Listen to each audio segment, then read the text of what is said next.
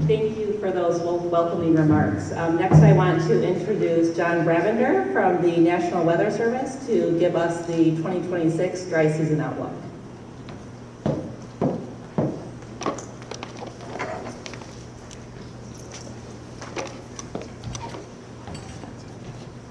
Hello, everyone. Thanks for having me here.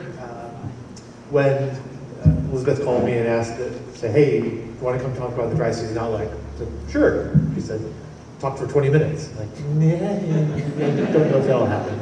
But we wanted to talk about the upcoming weather patterns and then also offer a chance to ask any questions.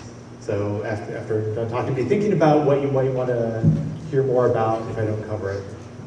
And then once I got here this afternoon, talking with people beforehand, it became pretty apparent. Y'all know what's coming. We have all the fun of La Nina wet season followed by an El Nino hurricane season on the horizon. So what that means for us, we've seen how wet March and April was, and February and January before that. So we have a very wet season so far, which is pretty typical of the La Nina wet season. Going into the summer, we're transitioning, we're neutral now, we're expecting El Nino to develop. That typically means a active hurricane season for us from a tropical cyclone standpoint. But from a rainfall standpoint, we're a little bit maybe above normal. There's not such a strong correlation with the rainfall for the dry season. But the problem is that we had so much rain during the wet season, so much vegetation grew so rapidly, that even a slightly wet dry season is still going to be really dry. So just put that on your horizons now. The summer's going to be problematic as far as the fire season goes, just because we've had so much vegetation growth. It's green now, and it'll very quickly turn brown. So beyond that, the other outlook coming up, May 21st, we're doing our annual hurricane season outlook.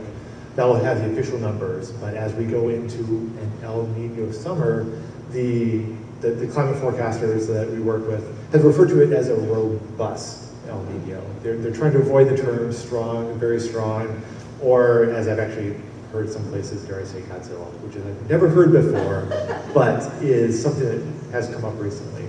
So a robust El Nino, which tends to be warmer waters in the Pacific, and not just warm right along the equator that's used for defining the El Nino, La Nina pattern, but also near us. We're already seeing waters around Hawaii get warmer than normal right now. As we go into the summer, we could see more of that. And what does that mean for our weather patterns? In addition to an active hurricane season, one thing that we see during El Nino summers is weaker trade winds. Either weaker trade winds or trades breaking down more often. So lighter winds, warmer waters near us might mean more humidity. So those are a couple of the mitigating aspects related to the upcoming fire season. So we have a lot of vegetation that'll dry out. Maybe winds won't be as strong, maybe it'll be more humid, but that's no guarantee. So that's why the relationships we develop here and the focus that we have going forward is really important as we go into this dry season. The other aspect Elizabeth asked me to talk about was a refresher of the National Weather Service products that we issue related to the fire weather program. Top of mind is the red flag warnings. And that's something that we'll be adjusting as we go into this summer. We don't have the details finalized yet. We'll be sharing more information as we go through the month. But we are updating the procedures. So instead of having one threshold for the state, we're breaking it down county by county. We're including land managers in the process. So determining when a county or when an island is in play as far as potential to burn, not just relying on a KBDI threshold, lowering that, putting more of a subjective assessment of the fuel conditions to set the stage for starting the red flag season, and then tying in wind thresholds island by island through windier zones. We're still sticking with the 45% threshold. That seems to be tied very well to changes in fire behavior below that, and then winds tying island by island. So look for that information coming later as far as the extreme ends for those critical fire weather days. In the meantime, we're also trying to standardize some of the language that we use in our fire weather planning forecasts and area forecast discussions to try to heighten the awareness that on an average summer Hawaii day, there's an elevated fire risk. That would be very, very rare to have a low fire risk day in this state. Heighten that awareness for that in-between, it's not quite the extreme case, it's not quite those, it's certainly not safe. So trying to get a better way to communicate those risks and those hazards on a day-to-day basis. With that, another change that we made this past spring is our fire weather planning forecasts. We're doing that twice a day now. Previously, we were updating that every morning. We'd send it out at 5 a.m. Now we're doing it in an afternoon regular forecast as well. So like we send most of our products out twice a day, we're doing that updated as well. So the fire weather forecast will have the updated information. Each new shift that comes on, evaluating the new model data comes in, an updated forecast. So those are the two key issues that I wanted to touch on. And now I'm interested in hearing what you also want to hear about if you have any questions. Raise a hand, shout out a question. I'll try to address it. I have one to start you off. A lot of people were surprised. Okay, do I need that? I can also repeat the Okay. question as you. A lot of people thought those strong winds from Lahaina that were generated because of Hurricane Nicholas was like the first time that ever happened. But we've seen that, it's been published on. Can you talk about can you just talk about that that's not like a one-off that? Okay, so talking about the winds in 2023 associated with Hurricane Dora, or well, distantly associated, indirectly. That we were over, the hurricane was over 600 miles away from us. So we weren't in that hurricane wind field. But we've seen many times where a hurricane passing distant from the state, no direct impacts to the islands, will increase the winds, make it much windier, make it much drier as well. Not to get too technical, in a hurricane, there's a lot of air rising and going up. And then as it goes up, it has to go down somewhere else. So around it, you have the sinking motion outside of it. That sinking motion will dry out and create a very, in Hawaii, we normally have we call a trade wind inversion, focusing about 7,000 feet, 8,000 feet. For normal trade wind showers, that would get compressed lower as well, so that as that inversion drops, it thinks as almost a lid on the atmosphere, and as it gets down towards ridgetop, you get this compression and acceleration of winds, leading to downsloping windstorms like we saw in 2023. That is not an unusual, it's not a common frequency, but it's not unusual. We had a similar pattern actually just a few years before that, 2018, with Hurricane Hector passing south of the islands. A couple very large fires with that, north of the track, enhanced trade winds, very dry air. So just because a hurricane is distant from the islands doesn't mean you can't have a direct, or I should say indirect impact, have a significant influence on our weather patterns and lead to critical fire weather behavior. And as another hurricane comparison, even when it's not far away from the state, if you look at 2018 again with Hurricane Lane, even as rain bands were starting to affect part of Maui, another part was on fire. And you can have these very strong winds out ahead of the hurricane. From a meteorological standpoint, trying to forecast a distinction between this part of an island raining, this part of an island so dry that you could have a wildfire is just beyond the science that we have. And that's something that you just have to keep in mind, that the risk is there and the threat is there as these systems come through. So even as a hurricane approaches, doesn't mean, it's a hurricane, there's a lot of rain, we're safe from fires. So something to keep in mind.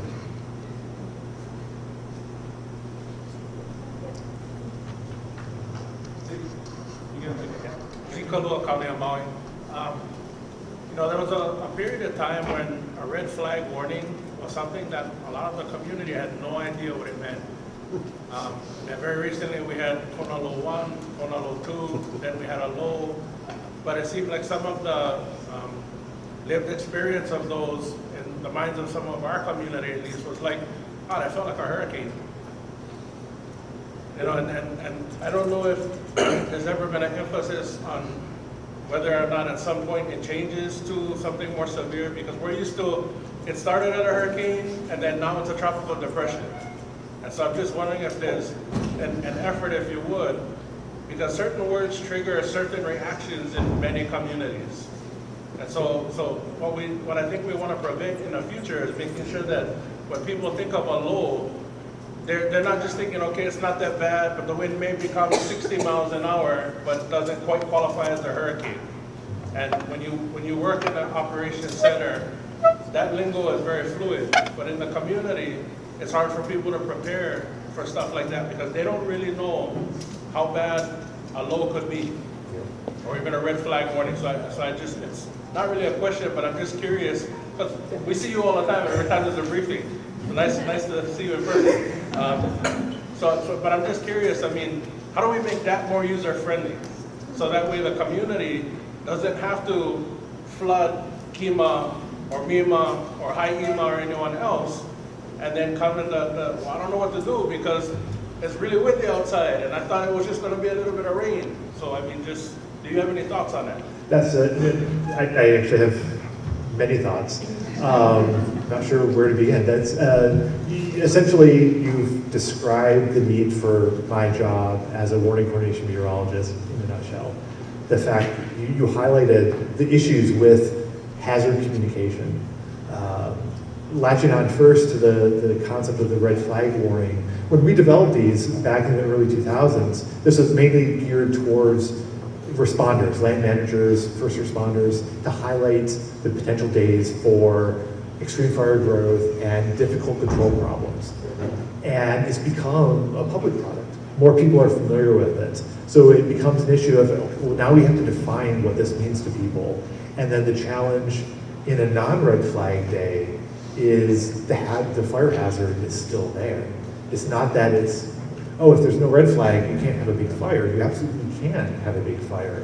It's just it's not those extreme critical days. And that goes back to some of the conversations that we've had with Hawaiʻi Wildfire Management Organization, that to bridge that gap between a regular trade wind day and the extreme day, how we get that community preparedness message out there.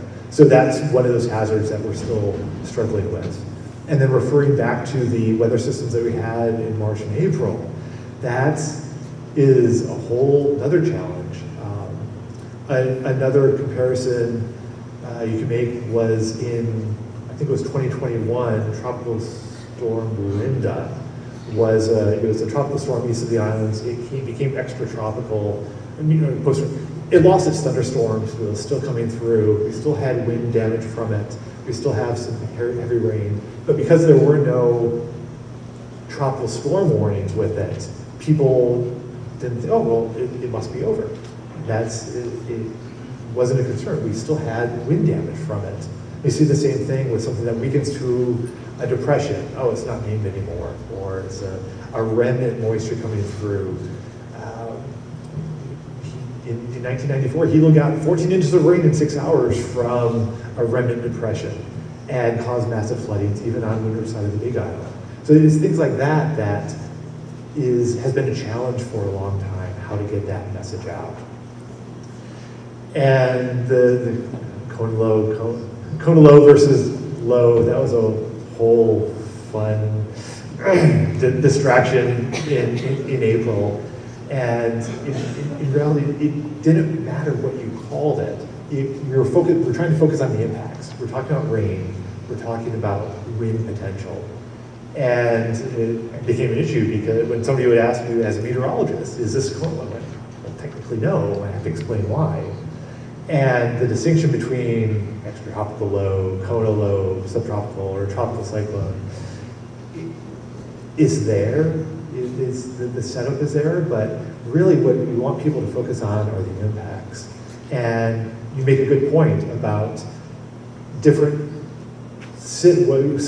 different weather names cause people to think different things. And that's our challenge, my challenge as an agency and our challenge as a group is how we get that, is either get that awareness raised in the community or how we change our message as far as communication goes, as far as what those hazards are, whether this is a tropical storm or whether this is a strong cone of low with damaging wind gusts. Impacts might be the same. And we trying to get people to treat that the same is that's a big challenge. And I guess I said I had thoughts on it, but I didn't have any answers, unfortunately.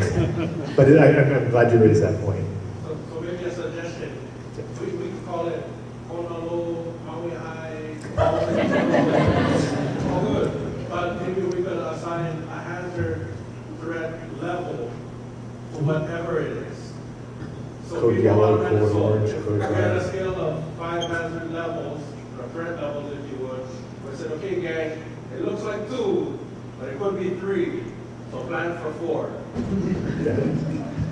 It's funny, no matter what you call it, one of our forecasters was doing an interview, and he says, Konolo, whatever you want to call it, it's all semantics. And the reporter he was talking to was, my job is dealing in semantics. It's a whole other level. The chapter of that tsunami threat, because on that little beautiful graphic they put on the newspaper on the sea, the whole island of Lanai was dark red. So basically, to the layman, it looked like there was no place anybody could go to escape it. That's right. So if you didn't hear that, the tsunami hazard communication versus coastal versus inland threats, it's definitely communicating those hazards is a challenge across the board. Yeah, sure. So the federal cutbacks to NCAR, I have a really loud voice. It doesn't matter if I use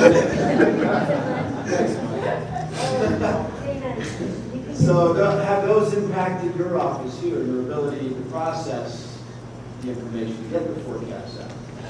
That has been a big challenge. As far as budgetary cutbacks, we rely on the National Center for Atmospheric Research. A lot of weather research and modeling come from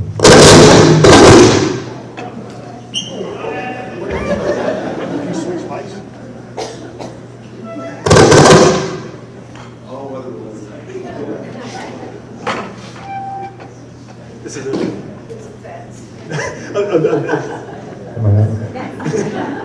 a big, a warning, don't talk about this. From a budget standpoint, National Weather Service last summer, we were declared a public safety agency.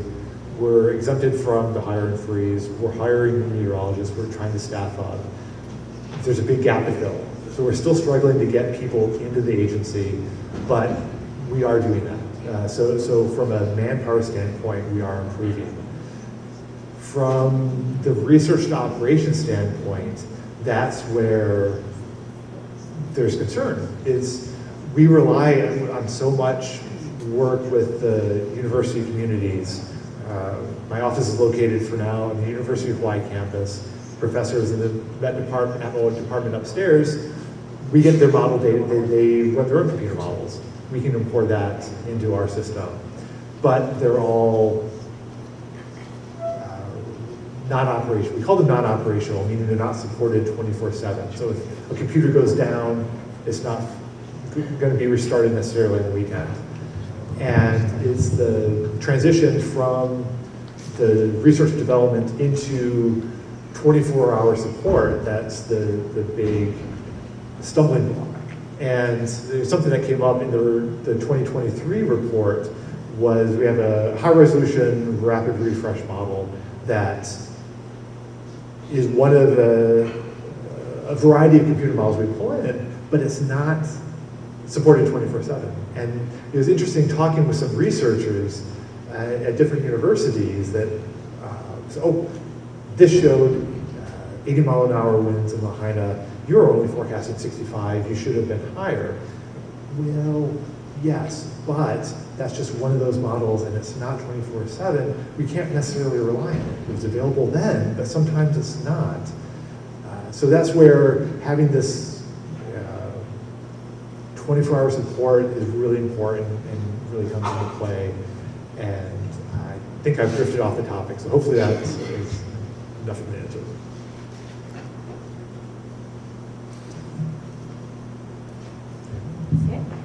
Cool. All right. Well, thank you very much. And I'll be here today and tomorrow, and we have another forecaster here, J.D. Kino, who will be coming over from our office tomorrow. So look for us during the day tomorrow in case you have any follow-up questions or want to talk about anything more. Thank you.